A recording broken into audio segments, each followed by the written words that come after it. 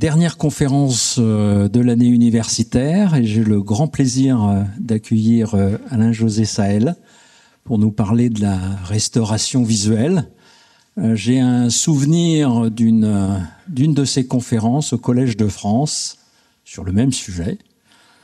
J'en garde un excellent souvenir et je me suis dit qu'il fallait absolument qu'on l'aille quelques années après pour nous parler de la restauration visuelle. Donc Alain-José Sahel, professeur émérite de Sorbonne Université en ophtalmologie, pour beaucoup maintenant de l'autre côté de l'Atlantique avec Pittsburgh et surtout pour nous à Sorbonne Université, le créateur de l'Institut de la Vision qui fait partie des pépites de la recherche en ophtalmologie. Et donc un grand merci Alain-José d'être venu, d'avoir accepté de venir nous parler de ton sujet de prédilection, la recherche en restauration visuelle. Merci Monsieur le Doyen, merci pour l'invitation et puis merci pour me donner l'occasion de revoir des visages familiers et sans doute des nouveaux visages.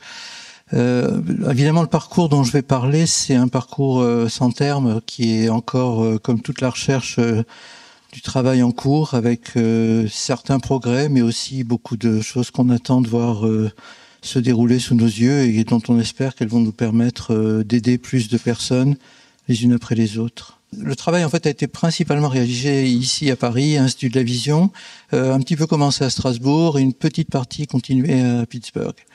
Donc on a l'habitude de signaler les liens d'intérêt. Donc sur cette présentation, il y en a 3. Il y a GenSight Biologics sur la partie optogénétique, Pixium Vision qui est devenu Science Corporation sur les prothèses visuelles et Spine Vision sur ce qui représente la neuroprotection. Le plus important, en fait, c'est de rappeler que c'est un travail d'énormément de gens. Il y a quelques noms sur la diapositive et il y a que quelques photos.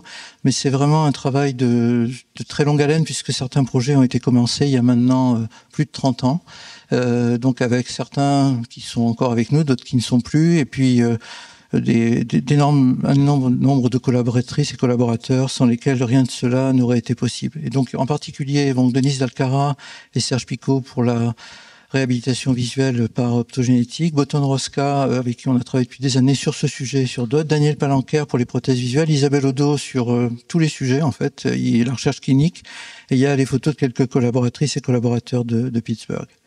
Et je veux saluer la mémoire de Thierry Léveillard, donc Thierry Léveillard avec qui on a travaillé sur le premier projet dont j'ai parlé, qui est la neuroprotection avec l'identification du facteur de survie des cônes.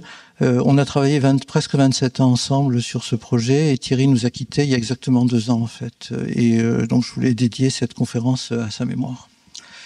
Alors pour ceux qui ne sont pas familiers avec les problèmes de vision, mais je pense qu'il n'y en a pas beaucoup dans la salle, mais je vais quand même le rappeler, que ça a été classé par un certain nombre d'études, et en particulier une étude qui remonte à 2016, publiée dans le JAMA, où on demandait, c'était à travers les États-Unis, quelles étaient les pathologies qui faisaient le plus peur aux personnes, celles qu'elles considéraient comme étant les plus menaçantes pour leur qualité de vie. Et la perte de vision venait en numéro 1, en fait, juste au même rang que la perte de mémoire, et un peu avant le cancer et d'autres pathologies. Alors c'est pas du tout une compétition qu'on a envie de gagner, mais si aujourd'hui on demandait à nos pouvoirs publics ou autres quelles sont les priorités de santé, je pense pas que la vision viendrait au premier rang des priorités de santé. C'est pourtant quand on demande aux personnes qu'elles considèrent comme le plus important pour leur qualité de vie, quelque chose qui vient tout à fait au premier plan. Alors, on pourrait dire qu'on a fait énormément de progrès et on se glorifie en ophtalmologie d'avoir été à l'avant-garde d'un certain nombre de domaines. Pourtant, le nombre d'aveugles continue d'augmenter. Il continue d'augmenter pas tellement parce qu'on n'a pas fait de progrès thérapeutique, mais parce qu'en réalité, un certain nombre de pathologies continuent à rester extrêmement importantes. On parle des pays qui se prétendent civilisés. Donc, par exemple, la dégénérescence maculaire liée à l'âge, ou le glaucome, ou les maladies vasculaires comme le diabète, continuent de représenter des causes très importantes de cécité ou de malvoyance. Et comme toutes ces pathologies s'aggravent avec l'âge, puisqu'ici on a en abscisse l'âge, on s'aperçoit qu'avec le vieillissement de la population, même si on traite de plus en plus de malades, le nombre de personnes qui entrent dans le handicap visuel continue d'augmenter.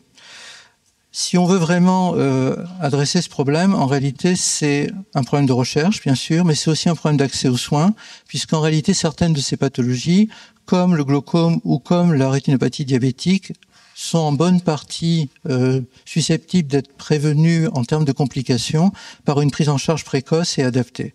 Malheureusement, même dans un pays comme le nôtre, avec un accès aux soins en théorie facilité, il y a encore un nombre très important de glaucomateux qui deviennent aveugles et un nombre important de diabétiques qui perdent leur vision.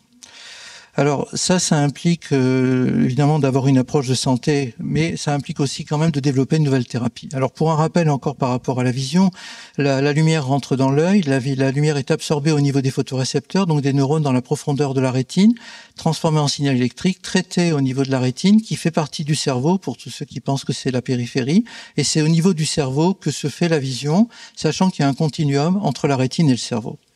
Donc tout commence au niveau de l'œil et nous, les ophtalmologistes, évidemment là-dessus, nous sommes le plus centrés. Alors tout est un dialogue entre lumière et obscurité, donc j'aime bien cette citation de Borges qui parlait pas de la lumière mais de l'obscurité en disant qu'on serait pas capable de voir l'obscurité sans nos yeux. Et il a insisté sur quelque chose qui est très important, c'est que tout notre système visuel fonctionne sur un contraste et sur une capacité d'absorption de la lumière et de traitement de l'information par les contrastes. Il faut aussi se rappeler que la majeure partie des radiations du spectre ne sont pas visibles. En fait, ce que nous voyons, c'est une toute petite fraction du spectre du visible, du spectre électromagnétique, qui est responsable de la perception. Tout ça est dû au fait que dans la profondeur de la rétine, et ça c'est le résultat de millions d'années d'évolution, on a développé ces cellules capables d'absorber la lumière et de la transformer en signal électrique, qu'on appelle les photorécepteurs, récepteurs de lumière et encodeurs de signal qui va ensuite être traité dans le reste de la rétine. Un autre point sur lequel je veux insister d'emblée, mais sur lequel je reviendrai à plusieurs moments, c'est que l'espèce humaine et les primates en général sont pourvus de plusieurs systèmes visuels. Un système diurne et un système nocturne. On a des photorécepteurs qu'on appelle à bâtonnets qui nous permettent de voir à de très faibles niveaux de luminosité. Et on a des photorécepteurs à cônes qui nous permettent de voir la lumière, les couleurs et à haute résolution. Mais on a aussi une vision centrale et une vision périphérique, une vision à très haute résolution et une vision périphérique. Je vais y revenir. Donc, comme je l'ai dit, tout est l'objet de contraste. Et je vais passer cette citation de Jacques Lucéran, qui maintenant a fait l'objet de grands hommages au niveau des 15-20, avec une salle qui lui est dédiée, avec cet oxymore qui est classique depuis Racine, l'obscure clarté, mais qui a été illustré dans une série de tableaux par Anselm Kiefer, et qui décrit assez bien ce que les aveugles, en fait, décrivent comme la cécité, qui est pas, comme on pourrait le penser, le noir absolu, mais une situation où il n'y a plus de contraste. En fait, tout est gris, tout est dans une espèce de flou, avec un mélange de lumière et d'obscurité qui est en fait un gris mal défini, assez sale. Et ça repose sur le fait qu'il n'y a pas de noir absolu et que tout le système fonctionne simplement sur de la comparaison, sur des contrastes. Donc au départ, les photorécepteurs, comme je l'ai dit, il y a les photorécepteurs à bâtonnets qui nous permettent de voir la nuit, les cônes qui nous permettent de voir le jour et surtout de voir les couleurs et à haute résolution. Le système visuel permet de fonctionner depuis la plus basse luminance, puisqu'en théorie, on pourrait voir l'extrémité d'une cigarette à 10 km, en théorie, puisqu'en pratique, c'est un peu plus que ça, jusqu'à la saturation totale avec le soleil, que bien sûr, il ne faut pas regarder. Parce qu'on a ces deux systèmes qu'on appelle scotopique pour les bâtonnets et photopique pour les cônes, et entre les deux, ce qu'on appelle mésopique. Ce système a plusieurs unités d'échelle logarithmique, c'est pratiquement 11 échelles logarithmiques d'intensité lumineuse. Et si on prend par exemple un des tableaux les plus célèbres sur le contraste coloré qui est Rembrandt avec le philosophe en méditation, mais Rembrandt, comme on le sait tous avec les clairs-obscurs, a travaillé tout le temps là-dessus. Lui, il n'a pu représenter qu'une échelle de 1000, donc très très loin des 11 log units qu'on peut avoir dans notre système visuel. Donc ça donne une idée de la puissance du système visuel, mais ça donne aussi une idée de sa fragilité, parce que cette adaptation à de multiples niveaux de luminosité, cette capacité de détecter les plus faibles niveaux de lumière se paye d'une complexité, d'un ensemble de mécanismes qui vont être l'objet des pathologies dont on va parler dans un instant. Avant ça, je rappelle que le traitement de l'information se fait dans le reste de la rétine. Donc, dans ma leçon au Collège de France, j'avais insisté sur Merleau-Ponty, qui avait travaillé sur le visible et sur l'invisible et sur la perception, et qui avait rappelé bien avant qu'on ait la mode des computers que la rétine, c'était un computer du monde avec le don du visible, avec la capacité de traiter dans la partie externe de la rétine le contraste spatial, dans la partie interne de la rétine le contraste temporel. Cette diapositive, elle a plus de 60 ans d'âge. Entre-temps, ça s'est complexifié énormément. énormément, mais cette capacité qui est de la rétine de traiter l'information, et ce qui va quitter l'œil par l'intermédiaire des cellules ganglionnaires qui vont former le nerf optique, c'est un traitement, une information qui est déjà traitée avec l'information sur le mouvement, l'information sur les contrastes, l'information sur les couleurs, sur les directions. Et donc, ce que le cerveau va recevoir, c'est déjà une information qui a été hautement traitée avant d'arriver là. D'où l'idée qui était celle que j'entendais quand j'ai commencé mes études de médecine et quand j'ai commencé l'ophtalmologie, qu'on pourrait jamais remplacer la rétine puisque c'était beaucoup trop compliqué, c'est du cerveau, il y a trop d'enjeux, de connexions et que ça serait impossible. Donc évidemment, impossible, c'est très stimulant et ça veut dire qu'il faut quand même essayer, sinon on ne pourra pas continuer à dire que c'est impossible. Alors je rappelle un point important avant de rentrer sur la pathologie qui va faire l'objet principal de cette présentation, que nous avons une vision centrale. Cette vision centrale, elle a une très haute résolution. Si on regarde les échelles d'acuité visuelle, la plus haute résolution est vraiment dans le centre de la fovea. Et ensuite, plus on va vers la périphérie, plus on va vers une acuité visuelle de 1/20e, 1/40e et encore moins que cela. Ça avait été très bien illustré par Renoir dans le tableau de Madame Henriot, que Denise Dalcara commençait à utiliser pour des présentations et que donc elle m'a permis d'utiliser régulièrement. Le visage de Madame Henriot est très net, enfin relativement net pour un impressionniste, et le reste du corps était très flou. C'est ce qui se passerait si l'œil ne bougeait pas. Si l'œil ne bougeait pas, on aurait une zone du champ visuel à haute résolution et le reste serait constamment flou. C'est pas du tout l'impression que nous avons dans la vie quotidienne où on a l'impression que tout est net. Tout est net parce qu'on regarde séquentiellement et qu'en réalité, on oriente notre attention visuelle vers des objets d'attention. Et quand on oriente notre attention visuelle, on va décider de ce qu'on voit. Je vous ai épargné un certain nombre de considérations philosophiques aujourd'hui, mais il y a une décision de voir, il y a une volonté de voir, et c'est cette volonté de voir qui va donner son acuité à notre vision. Ce qui nous donne une impression de pouvoir tout traiter. En réalité, notre système est assez écologique puisque les informations périphériques ne vont pas représenter une charge de traitement très importante pour le cerveau, jusqu'à ce qu'on décide qu'elles deviennent importantes pour en faire ça. Chez l'animal, la vision périphérique est relativement floue et c'est une vision d'alerte. Et les animaux comme les oiseaux qui ont une très haute résolution, c'est parce qu'ils cherchent exactement leur proie de façon très précise. Nous, on combine ces deux capacités, pas trop les proies, j'espère, mais le reste de ça, la capacité d'être en alerte et de décider ce qui nous paraît le plus important. Alors, il y a une pathologie qui a été donc qui est au cœur des travaux que je vais décrire d'Isabelle et de beaucoup dans cette salle aujourd'hui, qui on appelle la rétinopathie pigmentaire. La rétinopathie pigmentaire a été décrite au XIXe siècle par Dwanders, qui était un ophtalmologiste hollandais, et a été raffinée dans ses descriptions par Albert van Graef, puisque ça a été un peu le père de l'ophtalmologie moderne, dès la découverte de l'ophtalmoscope par Helmholtz, donc dans la deuxième partie du XIXe siècle, juste au milieu. En 20 ans, notre discipline est née en fait avec l'apparition de toutes ces descriptions de maladies, avec un instrument qui était à l'époque utilisait une bougie et un miroir troué, et avec ça ils ont décrit des pathologies les unes après les autres, dont ce qu'ils ont appelé la rétinopathie, la rétinite pigmentaire, pensant que c'était une maladie inflammatoire et pensant que sa caractéristique était le pigment. En réalité, c'est une maladie qui est secondairement inflammatoire et le pigment n'est qu'un épiphénomène de la maladie. J'aime bien cette photo parce qu'en décembre, j'avais été invité pour les 70 ans de Peter Hegemann, qui est un des pères de l'optogénétique, qui a eu le Lasker il y a 2 ans là-dessus. Donc, on m'a invité à faire une conférence en son honneur. Et on a été tous les deux devant la statue de Van Graef pour prendre une photo. C'est lui qui a voulu qu'on fasse ça parce que, en plus, la citation en allemand parle de la lumière, de l'obscurité. Donc, il m'a dit, il faut qu'on aille là-bas ensemble faire une photo. Donc, j'ai cette photo maintenant qui remplace celle que j'avais avant, qui était la même statue, mais sans nous deux. Donc j'ai dit que ça a commencé à Strasbourg, ça c'est la cathédrale de Strasbourg, et à l'époque la question qui se posait, qui était celle-ci, c'est qu'on voyait, et on voit toujours en clinique des patients porteurs de rétinopathie pigmentaire qui découvrent leur maladie lorsque leur champ visuel se rétrécit suffisamment pour que ça les gêne dans la vie quotidienne. La maladie commence par une perte de vision nocturne initialement, qui n'est pas toujours repérée, c'est simplement des difficultés à la pénombre, des difficultés à l'école. Ensuite, c'est une certaine maladresse pour rentrer dans certaines pièces, mais jusqu'à ce que le champ visuel se rétrécisse à, mettons, 20 ou 30 degrés, souvent 20 degrés, c'est pas encore noté de façon très claire, parce que les mouvements oculaires, comme je le disais tout à l'heure, permettent de compenser et d'explorer l'espace, et finalement de compenser la perte de vision périphérique. Mais il vient un moment où cette perte de vision périphérique devient paracentrale, puis centrale. Et là, c'est la représentation d'un champ visuel de rétinopathie pigmentaire et ce que voit un patient porteur de rétinopathie pigmentaire de la cathédrale de Strasbourg. Donc, pour se donner une idée de la cathédrale, on imagine le temps qu'il faut d'exploration. On imagine surtout ce que ça représente de rentrer dans une pièce et de devoir explorer cet espace. A fortiori, quand vous devez vous adapter à des niveaux de luminosité différents. Donc, cette maladie est caractérisée par une perte séquentielle de perte de vision de nuit puis de jour, de perte de vision périphérique, puis centrale.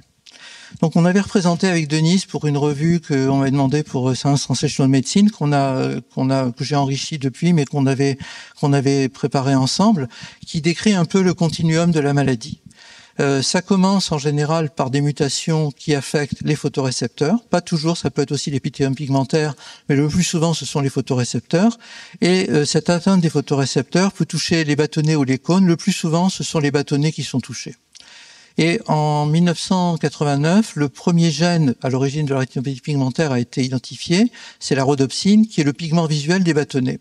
Et je me souviens, j'étais à Strasbourg, j'étais extrêmement excité par cette découverte. Hélène Dollfus me rappelle toujours que je l'avais rencontré, j'avais dit c'est un grand jour, on a un premier gène identifié. Bon, comprenez pas mon excitation, maintenant elle est généticienne, donc elle le comprend un peu plus. Mais mais en même temps, le même jour, je me suis dit il y a quelque chose qui ne va pas, parce que ça nous explique pourquoi les malades ne voient pas la nuit. Ça ne nous explique rien d'autre. Ça ne nous explique pas pourquoi ils perdent leur champ de vision périphérique. Ça ne nous explique pas pourquoi ils perdent leur vision centrale. Donc on a compris une partie de la maladie, mais il y a tout le reste à comprendre. Et qu'est-ce qui se passe par rapport à ça ? Dans les années qui ont suivi, et c'est encore le cas aujourd'hui, des gènes sont identifiés. On a ici une belle équipe avec Isabelle Audeux, Christine Zeiss qui continue à identifier des gènes. Donc et il y a encore du travail à faire avant de trouver tous les gènes. Mais au fur et à mesure que les gènes étaient découverts, en particulier au début, cette question est devenue de plus en plus évidente. Comment se fait-il que les patients perdent leur vision de jour ? Pourquoi est-ce que les cônes dégénèrent ? Et dans l'évolution de la maladie, on peut se dire que si on pouvait traiter la cause de la maladie, les mutations, à ce moment-là, on serait curatif, ce qui est l'idéal, on guérit la maladie, à condition d'intervenir suffisamment tôt, au moment où les photorécepteurs sont encore viables et susceptibles d'être sauvés. Mais souvent, les malades viennent à un stade plus avancé et il ne leur reste principalement que des cônes. Et donc, on a centré nos efforts à ce moment-là sur une première hypothèse dont je ne parlerai pas, mais qui va sans doute revenir à l'ordre du jour. Il y a des travaux de Serge Picot très intéressants sur le sujet, plus de 30 ans après. Et on s'est centré pour essayer de comprendre ce qui entraînait la mort des cônes alors qu'ils ne sont pas touchés par la mutation. Et ça nous a amené à tout cet axe sur la neuroprotection qui va être la première partie de ma présentation. Ensuite, il s'est avéré, malheureusement, que ce qu'on voit le plus souvent, c'est que les patients ont perdu plus que ça, et ce qu'ils veulent, c'est retrouver ce qu'ils ont perdu. Il y a vraiment deux demandes. La première, c'est de garder ce qu'on a. La deuxième, c'est de retrouver ce qu'on a perdu. Et c'est là qu'on a commencé à travailler sur les autres approches, la rétine artificielle, un peu la thérapie cellulaire, enfin même beaucoup pour certains, et l'optogénétique. Il y a plein d'enjeux qu'on a découverts en cours de route. Et en fait, le parcours, c'est qu'une réponse à une question, c'est juste l'ouverture sur la question suivante. Et d'abord, le plus souvent, nous ne sommes que palliatifs. Donc, quand on n'est que palliatif, faut avoir l'humilité de reconnaître cela. Et donc, de se dire à quoi ça sert d'être palliatif? Comment peut-on aider les gens si on se contente de maintenir ou de ralentir? Et donc, ça, c'est l'enjeu de la neuroprotection par rapport à la restauration. Un deuxième sujet, c'est que pour toute thérapie, quand elle dépasse le stade de la souris, l'enjeu de la sécurité et de la démonstration de l'efficacité qui ait un sens pour le patient est très important. C'est ce qu'on appelle la démonstration du bénéfice. Je terminerai là-dessus parce qu'on a passé énormément d'années à travailler sur cette question de la démonstration d'un bénéfice qui ait du sens pour les patients. Je commencerai par un rappel sur la thérapie génique. Donc, la thérapie génique a fait l'objet d'un très grand succès il y a maintenant 8-9 ans avec l'approbation du premier traitement en thérapie génique aux États-Unis en 2017 et en 2018 en Europe, le Luxturna. Mais ça ne correspond qu'à moins d'1% des patients. Ce sont des enfants qui sont aveugles presque dès la naissance ou très visuellement affectés. Et on avait pensé à l'époque que dans les années qui allaient suivre, on allait avoir d'autres thérapies géniques qui allaient être approuvées. On n'en est encore qu'à une aujourd'hui, même si d'autres, il y a eu des dizaines d'essais cliniques et beaucoup de sujets sont apparus, dont j'aurai pas le temps de parler aujourd'hui. Mais d'abord la complexité, le nombre de mutations qui fait qu'on ne peut pas traiter toutes les mutations, qu'on ne connaît pas toutes les mutations malgré les travaux d'Isabelle et de Christina et d'autres. Mais c'est surtout qu'on est des fois à un stade de la maladie où il n'est pas certain que ça suffise de traiter la cause. On est déjà à un stade où il faut s'occuper des conséquences. Alors, on s'est centré donc sur ces années-là, sur une approche qui est plus indépendante du gène, pour vraiment essayer de découvrir quel était le lien entre la dégénérescence des bâtonnets et la dégénérescence des cônes. À l'époque, j'avais mis sur un bout de papier 5 hypothèses. Il y avait une hypothèse toxique, il y avait une hypothèse structurelle, une hypothèse vasculaire, une hypothèse inflammatoire et une hypothèse trophique. On a travaillé sur l'hypothèse toxique, ça a donné quelques résultats, quelques publications. En fait, ça va revenir dans les mois qui viennent, je pense. Mais il s'est avéré que parmi ces 5 hypothèses, c'était l'hypothèse trophique qui était la plus importante. Et donc, je résume le message, c'est que chez les patients atteints qui ont une rétine normale, les bâtonnets fabriquent des facteurs de survie qui permettent aux cônes de rester en vie. Pourquoi? On pourra en discuter. Quand les bâtonnets dégénèrent, la perte des bâtonnets, au moins 75% des bâtonnets, entraîne la perte de ces facteurs de survie et la dégénérescence des cônes. Pour démontrer ça avec Sadek Mohansaïd, qui était mon thésard à l'époque, et Isabelle qui est venue faire son DEA d'abord, et ensuite elle a continué son chemin, on a travaillé sur un modèle de dégénérescence chez la souris où en 3 semaines, les bâtonnets dégénèrent, et en 5 semaines, les cônes commencent à dégénérer. Donc dans cette fenêtre-là de 2 semaines, on s'est dit, comment peut-on intervenir? Et l'approche qu'on a adoptée à ce moment-là, c'était d'essayer de restaurer l'homéostasie en fait de la rétine, non pas d'être pharmacologique ou thérapeutique au sens classique, mais de restaurer les équilibres perdus. Pour ça, c'est de se demander ce que faisaient les bâtonnets. Et donc ce qu'on a fait, c'était en analysant l'évolution de la maladie, se demander comment on pourrait intervenir. Donc je vous montre un film qui est online, qui est sur le site de l'Université d'Iowa, qui démontre la dégénérescence avec la perte séquentielle des bâtonnets puis des cônes, un intense remodelage dans la rétine interne dont on reparlera plus tard pour la restauration visuelle. Mais il y a un moment de l'évolution où on peut intervenir avant que tout devienne irréversible. Et donc avec Sadek, on avait développé une approche avec à l'époque un chercheur américain qui avait passé 1 an avec nous, qui avait développé une méthode pour couper la rétine en tranches au vibratome et isoler les photorécepteurs. Et donc on avait transplanté les photorécepteurs normaux chez des rétines malades, chez l'animal, chez la souris. Donc on a mis 1 an et demi à mettre au point la chirurgie. Et ensuite, on a démontré qu'en transplantant les bâtonnets, on arrivait à protéger à peu près 45% à 50% des cônes, et que c'était le cas seulement avec une greffe de bâtonnets vivants, mais pas avec la rétine interne, pas avec une rétine sans bâtonnet, et pas avec une chirurgie avec simplement le support. Ensuite, je saute sur cette publication dans PNAS. On a montré avec David X à l'époque et Sadek qu'il y avait un facteur diffusible, que c'était lié à la fabrication d'une protéine qui diffusait dans la rétine entre les bâtonnets, on va dire, et les cônes. Et à ce moment-là, j'ai parlé avec Pierre Chambon, je cherchais quelqu'un pour nous aider à avoir des approches plus moléculaires, et il m'a envoyé Thierry Léveillard, donc c'était en 96, et on a mis au point ensemble, et c'est le moment où Isabelle était là d'ailleurs sur le modèle sur lequel on a travaillé, on a mis au point ensemble une méthode de criblage systématique, en fait en fabriquant une banque d'expression de tous les gènes exprimés dans la rétine, parce qu'on nous avait dit à l'époque, tester les facteurs connus, ça doit être un des facteurs connus, ça doit être un de ceux-là. Et on s'est dit, et on va faire ça pendant combien d'années jusqu'à ce qu'on s'aperçoive que c'est pas le bon. Donc on va être complètement systématique. On a créé une banque d'expression de toute la rétine et testé par pool de 100 puis par pool de 10 tous les clones jusqu'à ce que, après 6 ans de travail, d'abord 3 ans puis une confirmation qui a pris encore 3 ans, clairement il y avait un facteur qu'on a appelé avec Thierry Road Derived Cone Variability Factor, qui nous semblait le facteur, enfin qu'on a pu confirmer comme étant le facteur principal. À l'époque, c'était le moment où le génome était en train d'être séquencé, au début des années 2000. On a déposé le gène en fin 2000-2001. Et ce gène était totalement inconnu. La fonction était totalement inconnue, même la séquence. Il s'avère que ce gène a 2 fonctions. C'est une protéine qui code pour un gène qui code pour 2 protéines différentes. Une forme qu'on appelle courte, donc c'est du splicing alternatif. Une forme courte qui est le facteur diffusible qu'on a identifié. Et une forme longue qui s'avère être une thiorédoxine, un des facteurs antioxydants les plus puissants de l'évolution.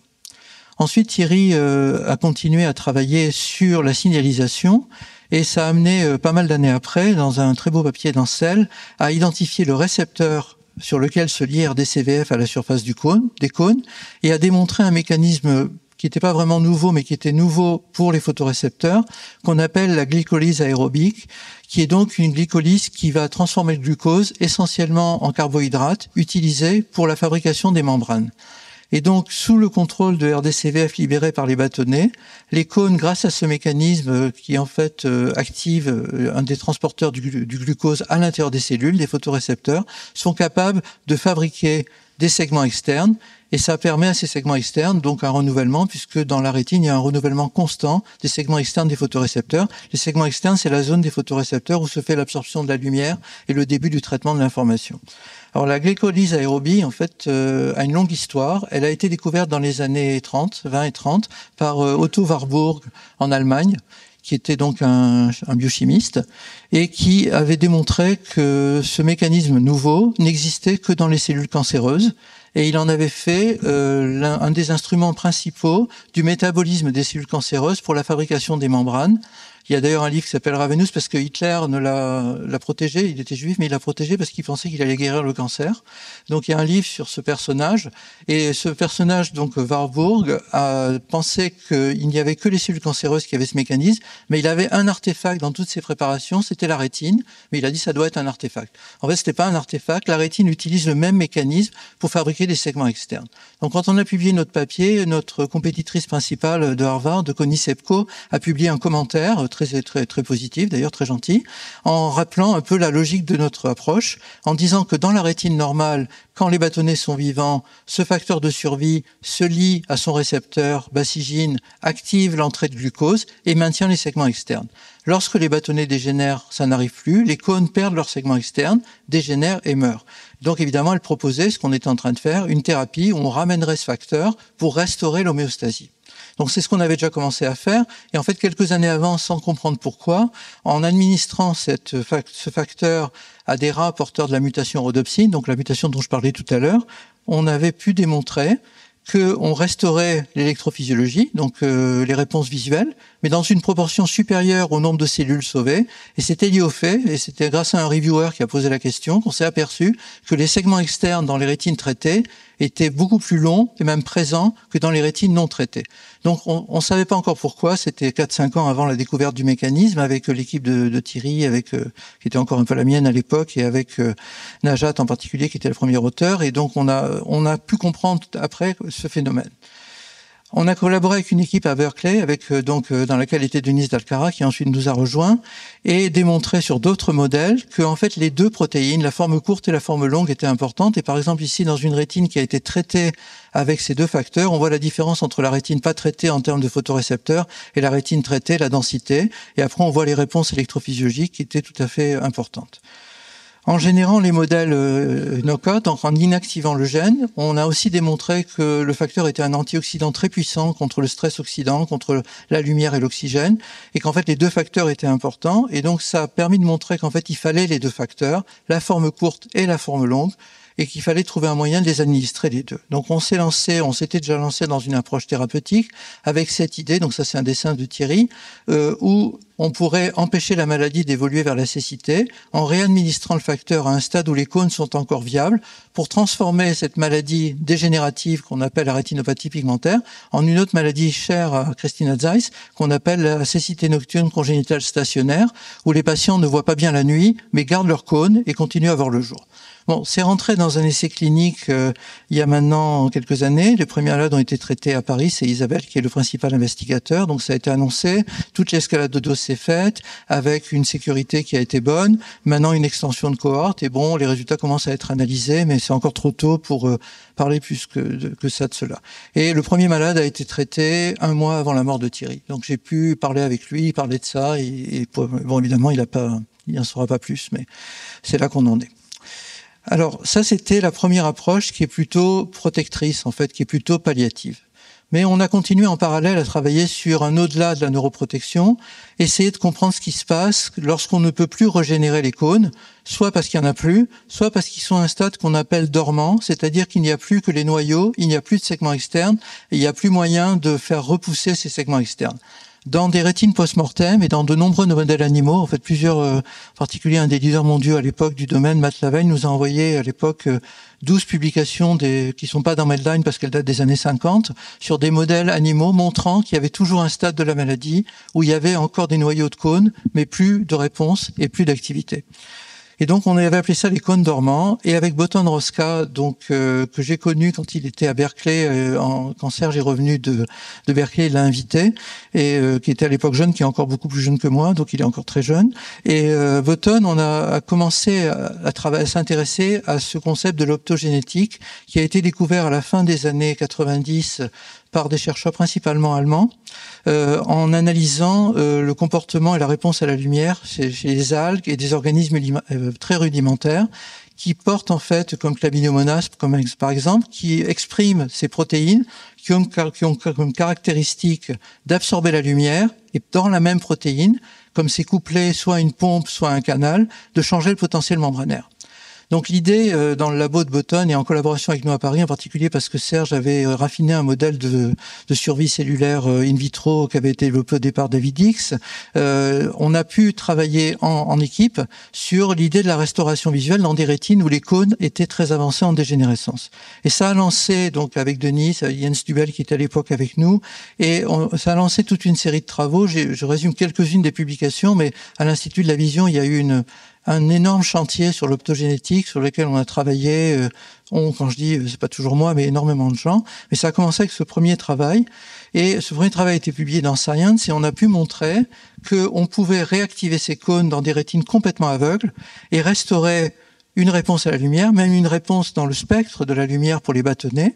Et de façon par l'expression de cette pompe qui est en fait une pompe à chlore à travers la membrane, avec un comportement visuel de la souris qui était capable de répondre et de reconnaître des tambours rotatifs. Et ce qui était possible, c'était d'enregistrer l'activité au niveau des cellules ganglionnaires. Donc il y avait une vraie transmission de l'information entre les photorécepteurs réactivés et les cellules ganglionnaires.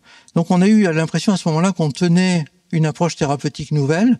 Et Foundation Fighting Blindness nous a soutenu à ce moment-là. Et Denis Dalcara s'est lancé dans la mise au point de vecteurs et on a essayé de développer une approche pour réactiver les cônes chez le primate. Et là, on a rencontré des difficultés parce que de la souris au primate, comme chacun le sait, il y a souvent des différences importantes. Et on a cru dans un premier temps que ça ne marcherait pas, d'où le fait qu'on soit passé aux cellules ganglionnaires. Mais entre-temps, Denis Dalcara a continué à travailler dessus et il y a une approche qui va entrer en clinique, je crois, le mois prochain, à partir de ce qu'elle a développé à l'Institut de la Vision, sur en fait un héritage de ce travail-là, mais qu'elle a complètement revisité de façon très élégante. Boton Rosca, de son côté, a aussi développé une approche, mais qui devrait entrer en clinique d'ici à peu près 2 ans. On a commencé à ce moment-là à plutôt se demander comment on pourrait faire pour réactiver les cellules ganglionnaires. Alors pourquoi les cellules ganglionnaires ?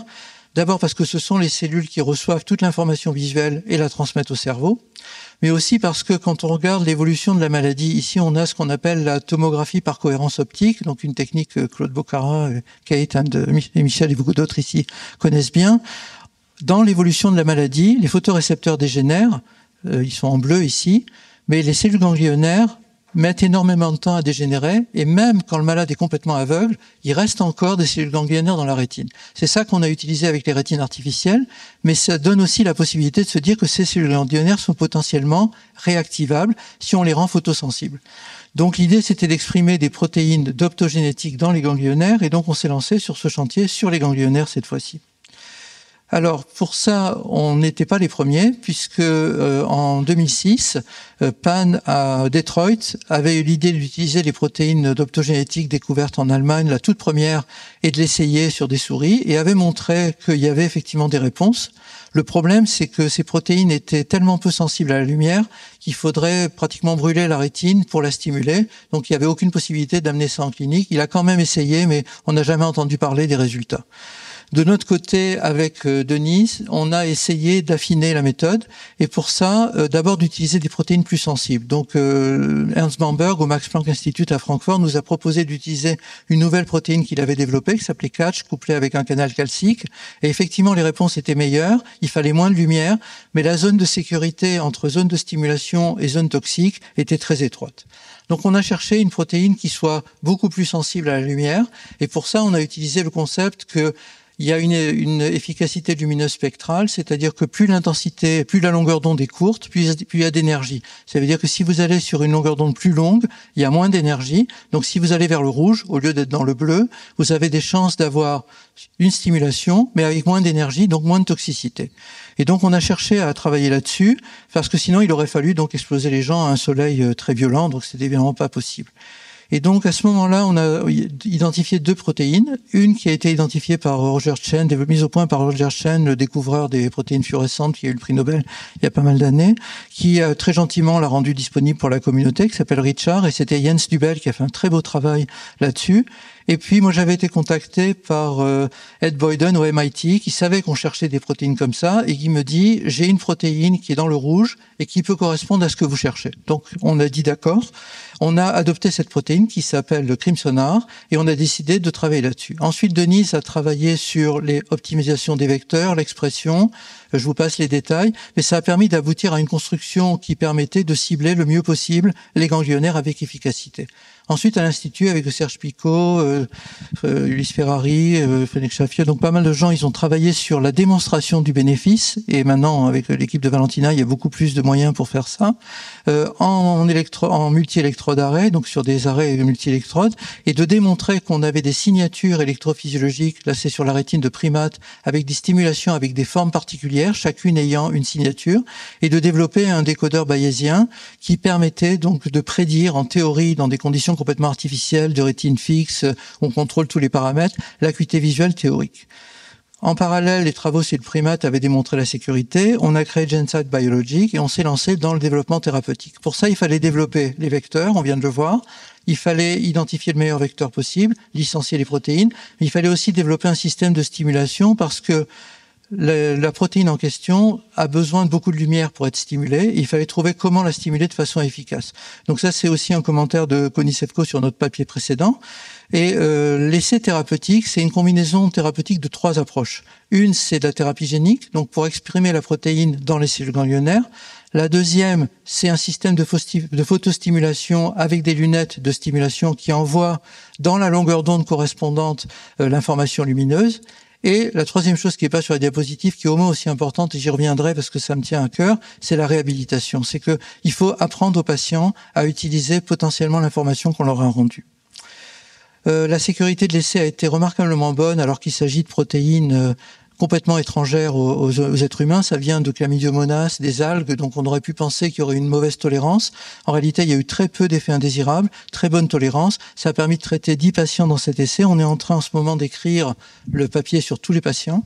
Mais en fait, on a été amené à rapporter plus vite que ça les résultats parce que au tout début de l'essai clinique, quelques mois après le début de l'essai clinique, un premier patient, qu'Isabelle connaît très bien, est revenu en disant quand je mets les lunettes, je vois les passages protégés dans la rue. Alors ce patient avait été aveugle depuis 18 ans, n'avait plus rien vu depuis 18 ans.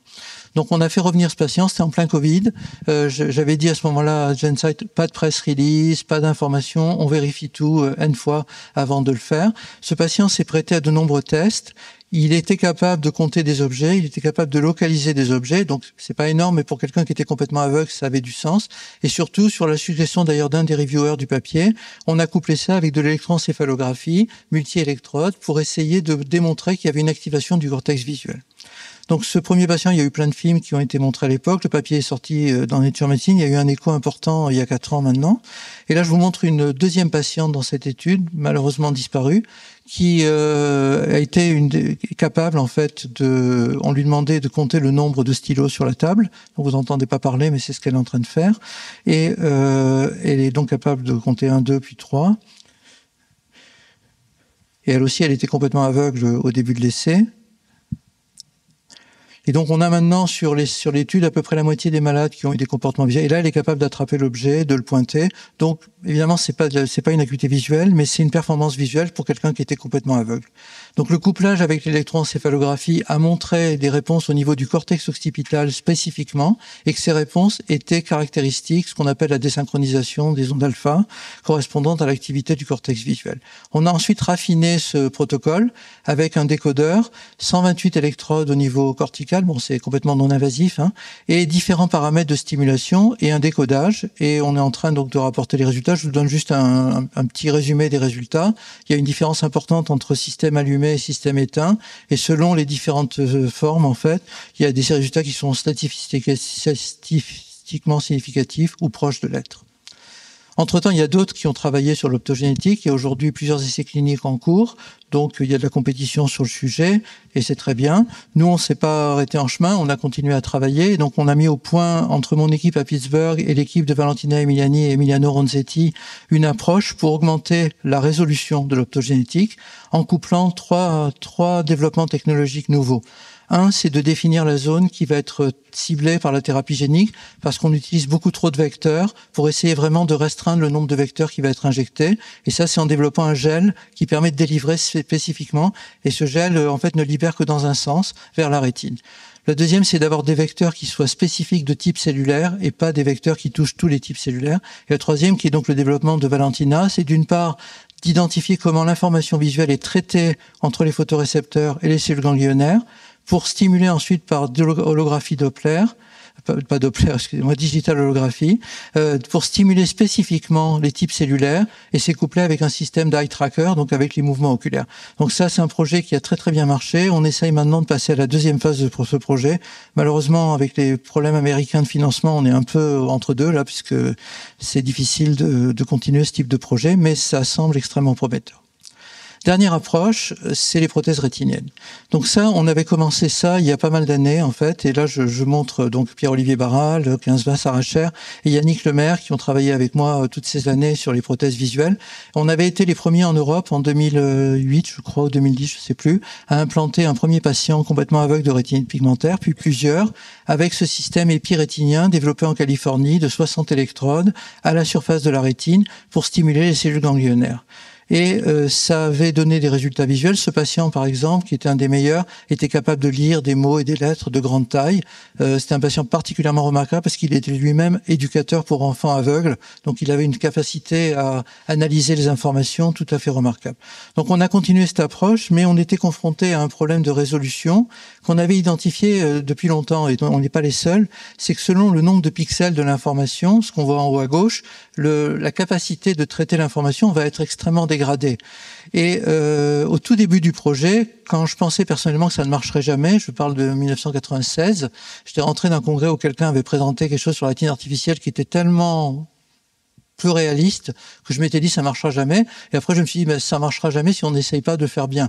Et donc j'ai dit à Serge en rentrant, écoute, il faut qu'on essaie il venait d'arriver, il nous avait rejoint en 95, il faut qu'on essaie de réfléchir, et j'avais contacté le professeur Safran à Genève, un neuro-ophtalmologue de rang international, pour travailler sur le traitement de l'information. Et on avait identifié le nombre de pixels idéal, je ne vais pas vous embêter avec ça, qu'il fallait obtenir pour avoir une information utile pour le patient.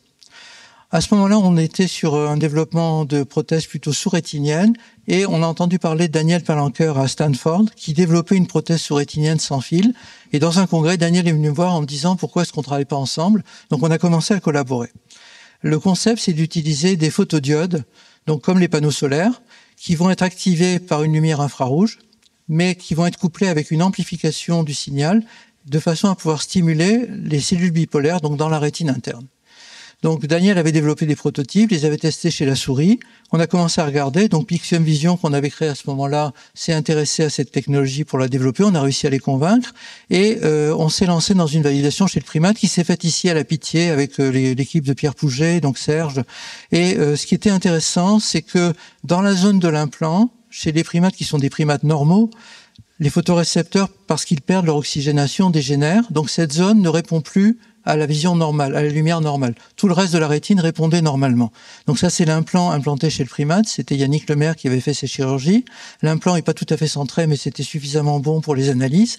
Et en testant et en entraînant le primate, il s'avérait que, en dehors de l'implant, la lumière normale stimulait complètement, et donc l'animal développait des saccades à chaque fois qu'il y avait un objet à voir. Par contre, dans la zone de l'implant, il n'y avait aucune réponse en lumière normale, et il y avait une réponse seulement en lumière infrarouge. Donc c'était une validation de la fonctionnalité de l'implant, avec beaucoup d'autres travaux que Serge a menés à ce moment-là, qui étaient très importants.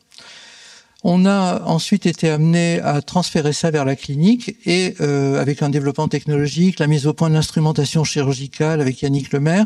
Et donc dans mon service de la Fondation Rothschild, en 2018-2019, on a commencé à implanter 5 patients avec une dégénérescence maculaire liée à l'âge atrophique, à un stade terminal où ils n'avaient plus de vision centrale du tout. Ils avaient encore une vision périphérique, mais plus du tout de vision centrale.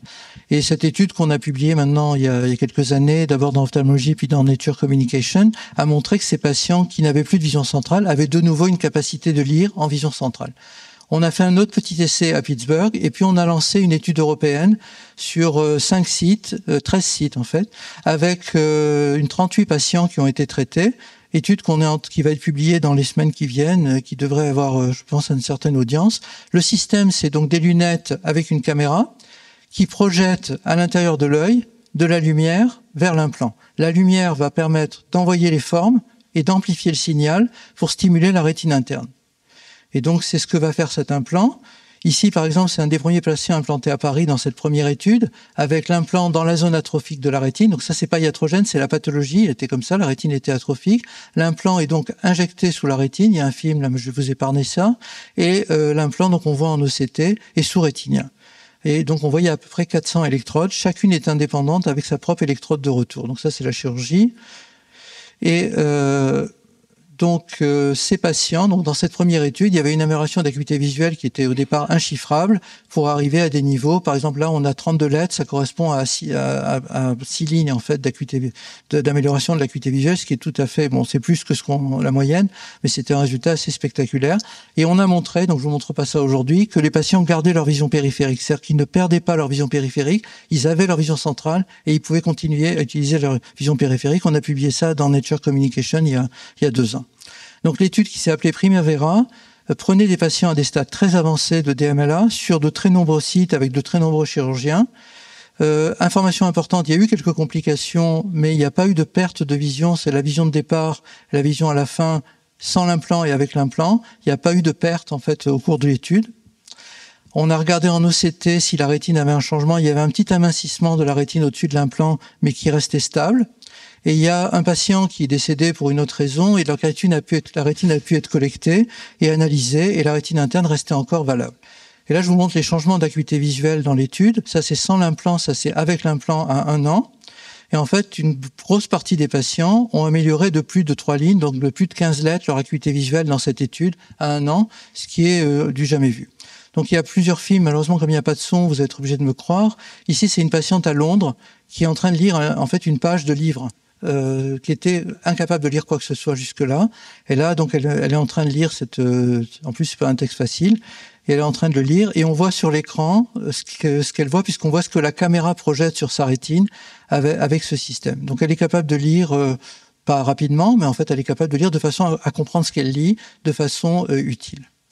Je vous montre un autre patient dans cette étude, à qui il est demandé en fait, de remplir des blancs sur une page. Donc, il y a une feuille que vous allez voir où il y a des chiffres qui manquent. Et donc, le patient regarde, là, c'est ce qu'il voit avec sa caméra, avec la caméra sur l'écran. Et là, on va voir, j'espère, la page. Et le patient tient un stylo et il est chargé, en fait, de remplir les blancs. Donc, vous voyez ce qu'il avait fait avant. Il est en train de remplir les blancs les uns après les autres. Donc, vous allez voir il arrive, enfin, en l'occurrence, c'est elle, il arrive à le faire. Donc c'est pas seulement sur un écran, c'est des situations un peu plus proches de la vie réelle. Autre situation, c'est à Lyon, un patient opéré à Lyon, dans le métro, capable de lire les stations, et capable même de regarder toutes les stations, de repérer combien de stations il reste jusqu'à l'endroit où il va arriver. Donc tout ça, c'est pour des patients qui jusque-là n'avaient pas de vision chiffrable, qui avaient une vision périphérique, mais plus de vision centrale. Donc quelque chose d'extrêmement prometteur. Si on regarde un peu le bénéfice, un peu plus de 80% des patients sont capables de lire des mots et des lettres, sont capables de lire dans un environnement à plus basse luminosité. Mais la question, c'est est-ce qu'ils sont contents en fait? C'est un peu le...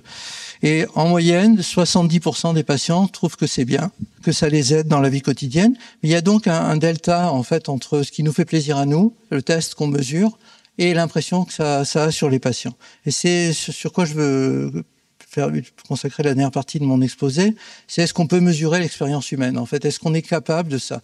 Donc récemment, j'ai lu dans une série de textes sur le handicap, quelque chose qui m'a paru vraiment évident, mais en même temps très souvent oublié, c'est qu'on ne peut pas détacher une abstraction qu'on appelle le handicap. On ne peut pas créer un objet qui s'appelle le handicap. En fait, ça fait partie de quelque chose qu'on ne peut pas isoler, qu'on ne peut pas manipuler, même si on veut le maîtriser scientifiquement et techniquement. Et donc, ça concerne des personnes qui doivent s'adapter à un environnement qui est relativement abrasif. Qu'est-ce qu'on fait pour ça? Et c'est une question qu'on s'est posée il y a pas mal d'années. Juste au moment de l'incendie de l'Institut, je cherchais un nouveau projet pour qu'on rebondisse. Et on a créé à ce moment-là, parce qu'on commençait à travailler sur la basse vision et sur la rétine artificielle, une plateforme qui s'appelle StreetLab. Et dans cette plateforme, on a décidé d'écouter les patients dans un premier temps. Donc il y avait un premier panel d'à peu près 800 patients. Maintenant, il y en a 1600, avec toutes sortes de pathologies, toutes sortes de handicaps très bien caractérisés, qui décrivaient leurs difficultés de la vie quotidienne. Et on a scénarisé ces difficultés dans une rue artificielle, dans laquelle on pouvait mesurer tous les éléments, la mobilité, la trajectoire, les mouvements oculaires, les mouvements du corps, les mouvements de la tête, et essayer de mettre en corrélation ce qui nous décrivait comme une difficulté et un index quantifiable qui nous permette d'avoir quelque chose qu'on puisse utiliser pour démontrer un bénéfice.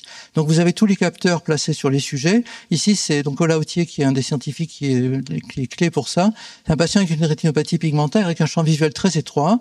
Ici, c'est la direction du regard. Le patient doit éviter un obstacle, trouver une porte et traverser la porte. Et on mesure les pas, les mouvements des yeux, les mouvements de la tête. Donc je vous épargne, ça a été publié, tout ça, tous ces éléments. Il s'est avéré que c'est extrêmement reproductible et que c'est extrêmement fiable. Donc en fait, la parole des patients et leur expérience, donc c'est ce qu'on appelle des tests de performance, reflètent en fait de façon précise ce qu'ils décrivent.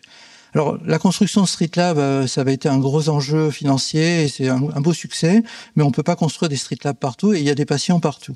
Donc, on a décidé, il y a pas mal d'années, de développer un système de réalité virtuelle qui va reproduire exactement ce qui se passe là, qu'on a validé chez des sujets normaux, puis des sujets atteints, avec 28 situations différentes, des niveaux de luminosité différentes, et on a démontré que cette réalité virtuelle reproduit exactement les circonstances de la vie quotidienne. Donc, ce test est maintenant déployé dans 60 centres dans le monde entier, aux États-Unis, en Amérique latine, en Australie, au Japon, en France bien sûr, en Europe, dans tous les pays européens, pour des études cliniques. Il y a plusieurs essais cliniques qui utilisent ce test, qui est un test de validation de la performance visuelle dans la vie quotidienne. Mais je vous ai fait passer de l'expérience subjective à une mesure. Et il faut quand même essayer de se rappeler qu'il y a une dimension qui échappe à la mesure et qui relève de l'expérience individuelle. Donc on a travaillé, et Isabelle essaie de travailler à ça aussi en ce moment ici à Paris, sur une approche plus phénoménologique. On parlait de Merleau-Ponty, essayer de travailler ce qu'on appelle l'embodiment, l'incorporation, c'est-à-dire quel est le vécu physique par le patient de son handicap visuel. Donc à Pittsburgh, j'ai pu réussir à faire financer 2 thèses d'anthropologie et de philosophie. La première a été passée, on a la deuxième, et du coup on crée une équipe de recherche sur l'expérience vécue des patients pour corréler en fait dans une approche multimesure à partir des tests classiques d'acuité visuelle, de champ visuel, des tests de comportement, des échelles de qualité de vie, des échelles de dépression, aussi quelque chose qui est beaucoup moins directif, qui est une écoute de la voix du patient, des patientes et des patients, pour essayer de transformer ça en quelque chose qui nous permet de mieux comprendre leurs attentes, et en particulier quelque chose qui est très important dans les essais cliniques, ce qu'on appelle les expectations. C'est-à-dire les patients attendent souvent beaucoup plus de l'essai clinique que ce qu'on leur promet. Et on a beau le répéter, on a beau le dire, il y a toujours un décalage parce que l'espoir est violent et l'espérance est violente et c'est quelque chose qu'il faut garder en tête. Donc on va publier tout ça, c'est en train d'être présenté dans plein de congrès et c'était d'ailleurs une des recommandations du symposium à Moniciano où était Isabelle, qui était de développer des échelles qui se rapprochent plus de l'expérience vécue. Et là, dans notre domaine, on a pas mal d'avance sur d'autres domaines grâce à cette approche extrêmement centrée sur les patients. C'est peut-être lié au fait qu'il y a beaucoup d'associations de patients impliquées. Et ça nous ramène à quelque chose, c'est que quelle que soit l'ambition de nos programmes de restauration visuelle, on ne va pas transformer des aveugles en voyants normaux. On va transformer des aveugles en malvoyants ou des très malvoyants en moins malvoyants. Mais s'ils ne sont pas capables d'utiliser leur vision, s'ils ne sont pas capables d'être aidés dans leur vie quotidienne à exploiter ce qui leur reste, l'art d'utiliser les restes, cette situation va les maintenir dans la perte et pas dans le recentrage sur ce qui leur reste. Et je suis très reconnaissant du fait qu'au 15-20, on ait développé cet institut à 360 degrés sur le handicap visuel, qui est l'Institut Résidence Saint-Louis, où il y a maintenant une porte d'entrée unique, une analyse individualisée avec une équipe complètement multidisciplinaire sur l'expérience du patient pour identifier les solutions qui permettent de les aider, qu'elles soient technologiques, qu'elles soient d'aménagement de leur domicile, qu'elles soient de leurs conditions de travail, qu'elles soient de leur déplacement, que ça soit sur site ou que ça soit chez eux, et une approche pour lesquels on essaie maintenant de développer avec toute l'équipe, avec le directeur que je salue, une évaluation du bénéfice pour les patients, sans lequel, en réalité, on n'aura jamais vraiment accompli notre mission qui est d'aider les gens à vivre avec la maladie ou sans la maladie, idéalement. Donc, pour conclure, on est avec tous ces patients, pas toujours doux, mais en général, il y a toujours une douceur cachée, même dans leur amertume, qui sont sur des chemins plutôt de tristesse. Et notre rôle à nous, chercheurs, c'est d'être aussi des hommes de douceur, et j'insiste sur ça parce que ça se perd tellement dans nos relations partout, pour être des hommes de patience sur les chantiers de l'erreur. Et on est sur des chantiers d'une erreur itérative, mais cette erreur itérative, elle nous amène de plus en plus près d'un peu plus de lumière. Je vous remercie.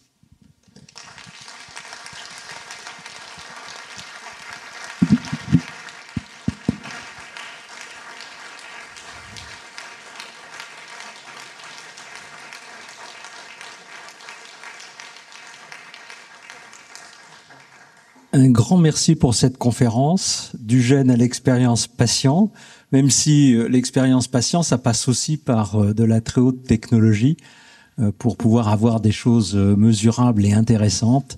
En tout cas, un très grand merci. Moi, je dirais dans un premier temps que souvent on nous présente l'aspect génétique comme le Graal. On va identifier le gène, on a résolu tout. Toute l'histoire-là montre bien que ça suffit pas. Il faut d'abord connaître la physiologie, et de la génétique, vous avez découvert des choses de base de la physiologie qui n'étaient pas forcément directement expliquées par le gène. Et ça, je pense que c'est un des points extrêmement importants. Deuxième point, sur l'évolution de ces maladies, finalement, c'est le trajet de la vie avec la vieillesse, les anomalies dues aux maladies. Qu'est-ce qu'on a comme espoir sur un certain nombre de ces rétinopathies de pouvoir les détecter très tôt, finalement? Parce qu'aujourd'hui, elles sont rares, relativement. C'est multigène, mais on n'a pas de détection comme on peut avoir des détections pour certains gènes larges, de masse. C'est quoi les espoirs à la fois thérapeutique très précoce et de détection de ces patients qui, le plus souvent, on ne s'en aperçoit pas dans les premiers temps de la vie? Alors, c'est pas complètement résolu parce qu'il y a une partie des patients chez lesquels, ce sont des maladies très rares, donc on va pas screener toute la population, c'est impossible. Certains patients sont les premiers dans leur famille à développer la maladie, et donc pour cela, c'est une découverte qui est faite à l'occasion du diagnostic génétique. On a maintenant la chance en France, en plus avec des gens comme Isabelle et Christina, vraiment d'être très en pointe là-dessus. Il y a dans pas mal de pays maintenant un accès au diagnostic qui s'est beaucoup amélioré. C'était très déficient il n'y a pas si longtemps que ça. Ça s'est beaucoup amélioré. Mais c'est beaucoup plus pertinent quand on a une famille où du coup on a des questions par rapport à d'autres membres de la famille, et aussi il y a une plus grande vigilance sur les premiers symptômes, le moment où il y a quelque chose qui semble suspect.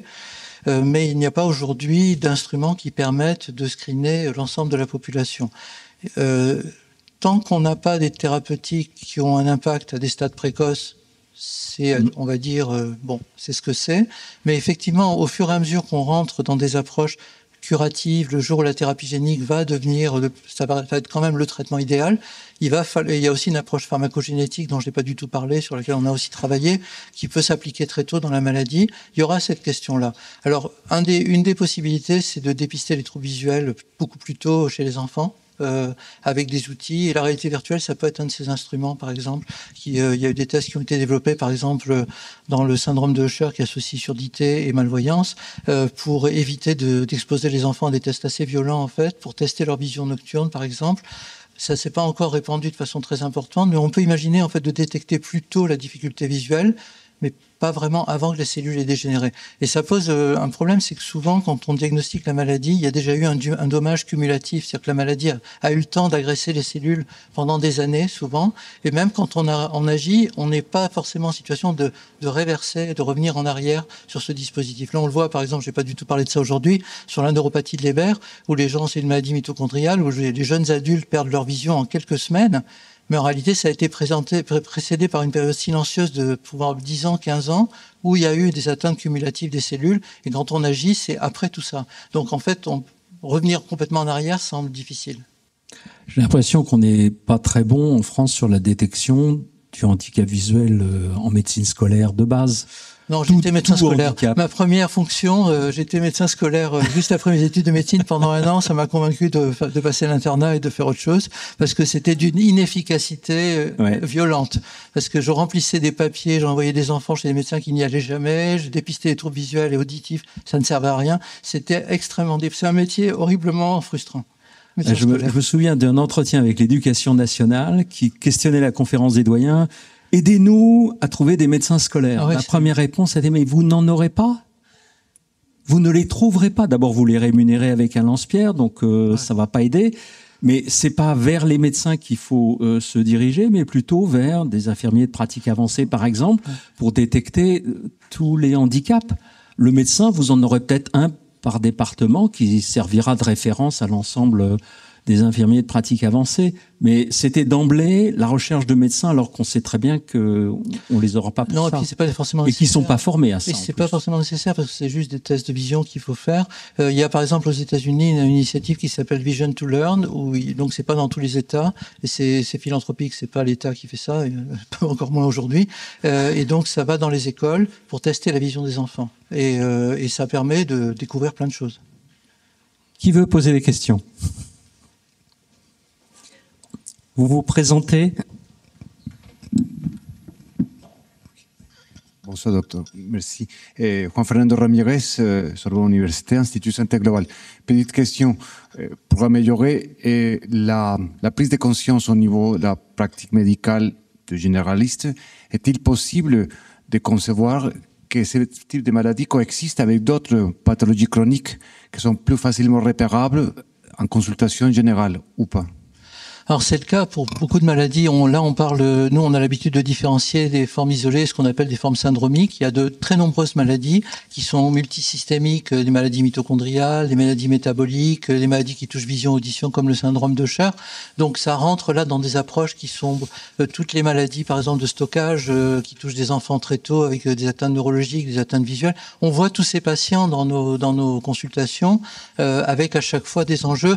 Et par exemple sur les stéroïdes d'hypophysinose, où il y a eu des approches qui ont été développées sur le cerveau, on se bat pour qu'il y ait aussi des approches sur la rétine, parce que si vous sauvez le cerveau mais pas la vision, et donc c'est quelque chose qui doit être pris en charge à ce niveau-là.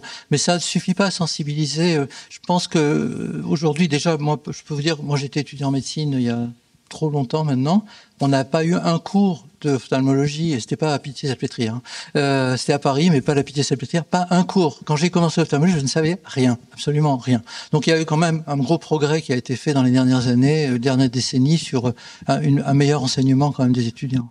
J'ai compris que le professeur Sahel, en fait, a cru être un ophtalmo, alors que c'est un neurologue depuis le départ. Je sais pas trop ce que je suis. Dominique Asboun, neurologue retraité. Voilà, d'abord merci pour cet exposé qui est extrêmement clair et pourtant basé sur toutes les expérimentations qui ont été vraiment bien exposées. Si on pouvait faire ça à nos étudiants, si on avait le temps de leur montrer cette démarche expérimentale de recherche et comment on passe des hypothèses d'hypothèse à hypothèse en fait au fur et à mesure, cette marche toujours, cette course vers une certaine vérité. Moi, ma question, c'est à deux niveaux. Premièrement, l'interfaçage entre les technologies qu'on peut utiliser pour restaurer la vision. Leur niveau, est-ce qu'un niveau rétinien uniquement, ou est-ce un niveau éventuellement thalamique, pourquoi pas, ou cortical, pourquoi pas. D'ailleurs, certains, je crois, essayent de travailler aussi dans ce sens-là. Ça, c'est la première question, l'interfaçage. Et la deuxième question, c'est aussi la puissance de calcul qu'il y a derrière, puisque le traitement de la rétine est absolument sidérant, avec tous ces canaux de couleurs, formes, mouvements, vitesse, etc. Pourrait-on espérer éventuellement d'avoir une capacité de traitement pour restaurer ces canaux d'information qui devraient arriver normalement au cortex? Oui. Alors, enfin, je pense qu'il y a 3 questions. Une, c'est les interfaces technologiques. Bon, une des fiertés à l'Institut de la Vision, c'est vraiment d'avoir des physiciens, des mathématiciens, des rois de l'imagerie comme Jean Livet. Enfin, on a l'avantage, enfin maintenant pour moi c'est du passé un peu, mais c'est vraiment de pouvoir interagir avec toutes les disciplines, parce que les questions que nous posent les patients sont des questions complexes, holistiques, la science est réductionniste, mais il faut à chaque fois chercher dans chacune des disciplines des éléments. Il y a un parcours de recherche qui traverse de nombreuses disciplines. Et je pense qu'une des forces, c'est de pouvoir adresser les questions en travaillant ensemble sur ça. Et ça implique l'imagerie, ça implique l'optique, ça implique le traitement de l'information. La deuxième question, c'est qu'effectivement, il ne faut pas travailler qu'avec la rétine. Nous, on reproche tout le temps d'être sur la rétine, mais il faut bien commencer quelque part. On a aussi travaillé énormément sur la stimulation au niveau thalamique. On a travaillé sur la stimulation au niveau cortical et on continue. Serge, en particulier, a fait des travaux récemment sur les ultrasons pour stimuler le cerveau qui sont très prometteurs. On a une équipe dans l'IHU qui travaille sur la stimulation corticale chez le primate et chez l'homme bientôt. Donc ces approches sont là. Aujourd'hui, quand même, plus vous allez en aval dans le traitement de l'information, moins bonne est l'information, puisque le système est tellement, comme vous l'avez dit, d'une telle richesse d'informations, plus vous êtes au début de la chaîne et plus vous bénéficiez de cette incroyable puissance de traitement. Donc il faut s'en souvenir, et donc il n'y a rien de magique en allant directement sur le cerveau. En réalité, ça reste relativement primaire. Après, effectivement, la puissance de calcul est gigantesque. On a des gens ici très experts sur ça, et on est très loin en particulier de la capacité de la rétine. J'ai parlé du contraste, de travailler sur l'information, seulement l'information utile, en fait, toujours le changement d'information et pas le stockage permanent d'informations. Ce sont des éléments qui sont importants à utiliser, en fait, et comme vous le savez d'ailleurs, les premiers modèles d'intelligence artificielle ont été inspirés des réseaux de neurones de la rétine. Ça vient du système visuel. Marc ? Oui, José, merci pour ça. Oui, Marc Fontcave, professeur de chimie, Collège de France, et malade. Oui, je voudrais juste revenir sur un point du début, même si ça nous ramène à quelque chose de peut-être un peu spécifique, c'est la découverte de la thyroïdoxine, donc comme facteur de communication entre bâtonnet et cône. Bon, il s'avère que c'est une protéine qui continue d'ailleurs dans d'autres contextes à démontrer des rôles nouveaux, mais est-ce que par exemple la thyroïdoxine réductase qui est associée à elle a aussi un rôle dans ces pathologies? Alors pas forcément dans les pathologies, mais dans la fonction de ces thyroïdoxines. Alors dans notre système, pour que la thyroïdoxine joue son rôle d'antioxydant puissant, il faut qu'elle soit réduite par la thyroïdoxine réductase. C'est ça. Ouais. Donc c'est ce qui intervient en fait en permanence, puisqu'il faut tout le temps la rendre active pour pouvoir la rendre fonctionnelle. Alors il y a peut-être une pathologie, Isabelle est au courant d'une pathologie où c'est possible qu'on a eu une patiente que je suis depuis 30 ans, où je pense que le gène a fini par être identifié, et ça l'aide d'être sur ça, ça a l'air d'être exactement sur cette voie-là, donc c'est très rare. Isabelle connaît, enfin c'est une patiente que j'ai suivie et diagnostiquée il y a 25 ans, je pense, et qui a sans doute exactement ce problème-là. Mais alors je vous ai épargné les diapositives les plus incompréhensibles, j'ai gardé que seulement les assez incompréhensibles, et dans les très incompréhensibles, il y a effectivement tout ce métabolisme des thyroïdoxines. Dans notre cas précis, le facteur de signalisation, c'est une forme, en fait, n'a pas de fonction de thyroïdoxine puisque c'est seulement un des exons qui est utilisé, alors qu'on a en même temps la forme longue qui, elle, une thyroïdoxine extrêmement puissante. C'est une des plus puissantes à travers toute l'évolution. On l'a publié en 2004 et en 2006, on a été contacté par un groupe au Japon qui travaillait sur un fossile vivant qui avait survécu à travers l'évolution au stress oxydant, et c'était grâce à cette forme longue de thyroïdoxine. Ah oui, d'accord. Chiara Boscarino, PhD student au Instituto della Vision. If you don't mind, I will ask the question in English, but you can answer in French. Can you tell us something more about the results with of the clinical trial with the optogenetic technique? You mainly publish the results about one patient, and today you showed also another patient. Do you have any, there are other patients that have been treated with that technique, right? And are you still working with them, or do you have any follow-up results with with respect to the network communication paper of 2021? Yeah, so we have 10 patients have been treated in that trial, And from these 10 patients, we're actually putting together, the paper is almost final because we want to report all the data. So some patients, mostly the patients that didn't follow the rehabilitation process, have no benefit. So, and it's around 3 or 4 patients. Half of the patients have a benefit that is similar to the one we had on the slide. This one was a high performer. We usually would present the best, so she was one of the best. But this is quite consistent across at least 4 patients, and probably a 5th patient in this series. But the predictor of efficacy was mostly the remaining status of the cells in the retina, how many cells were still there, and the level of rehabilitation. One example is that both in the UK and in the US, a lot of the trial was conducted during COVID, and many patients didn't come back to the hospital for months. And there was a loss of opportunity to stimulate them, to train them. The first patient in the study at some point was not coming back for some time and was losing performance. He came back and was re-stimulated and got back to his performance. So it's fluctuating, but the result is not. We published the first patient because it was the first ever optogenetic trial in any human, in any field, and we thought it was important to share it with the community. But now we are putting together the global series, and there are a few other groups that are claiming or presenting results that are consistent. Merci beaucoup, Alain-José, pour cette conférence. Et puis surtout, je pense que pour un chercheur, c'est peut-être essentiel pour tout ce que tu nous laisses, dire un institut de la vision en pleine santé avec une équipe remarquable qui, je pense, va continuer à avancer sur tes pas. Et un très grand merci de Sorbonne Université pour ça. On se retrouve dehors pour ceux qui ont d'autres questions à poser à Alain-José Sahel autour d'un rafraîchissement. Un très grand merci en tout cas d'être venu.